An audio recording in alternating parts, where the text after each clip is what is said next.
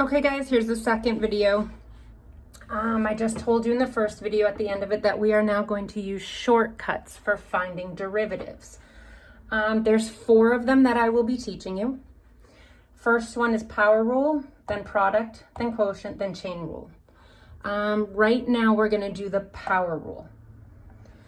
So for the power rule, there are 2 steps.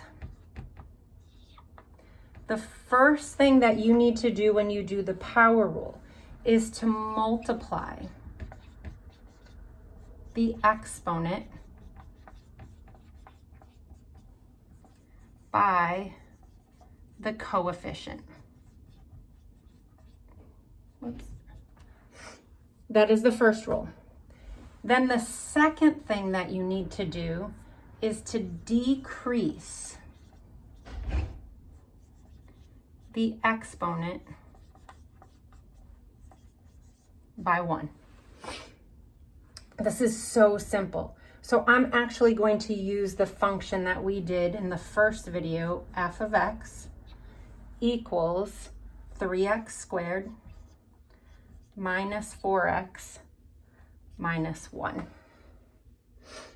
All right, so what I'd like you to do at the very least in your head, all right, you don't have to write this out every time, but at the very least in your head, I want you to look at this function as 3x squared minus 4x to the first. Put the exponent in there, minus 1. And believe it or not, there's an x here, but this is x to the 0 power because anything to the 0 power is 1.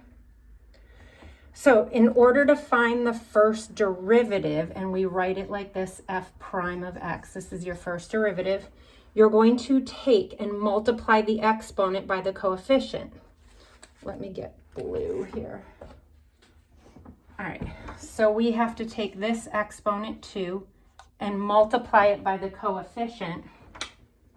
2 times 3 is 6. And then you're going to decrease the exponent by 1. So we have to take 2 and decrease it by 1.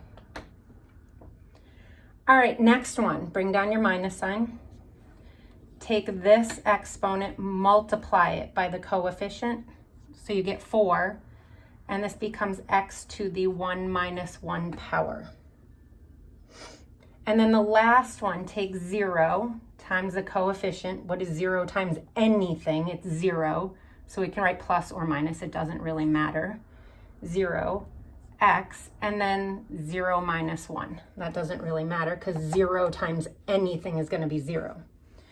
So your first derivative becomes 6x to the first power minus 4x to the 0 power, but you know anything to the 0 power is 1, so minus 4, and then 0 times anything is 0. So there's your first derivative. And that's exactly what we got in the example I started with.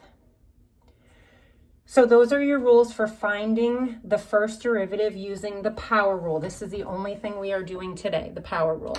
The rest of them are later. So now in the next video, I'm going to do a couple of examples. These are a bunch of short little videos for you. So let's do some more difficult examples.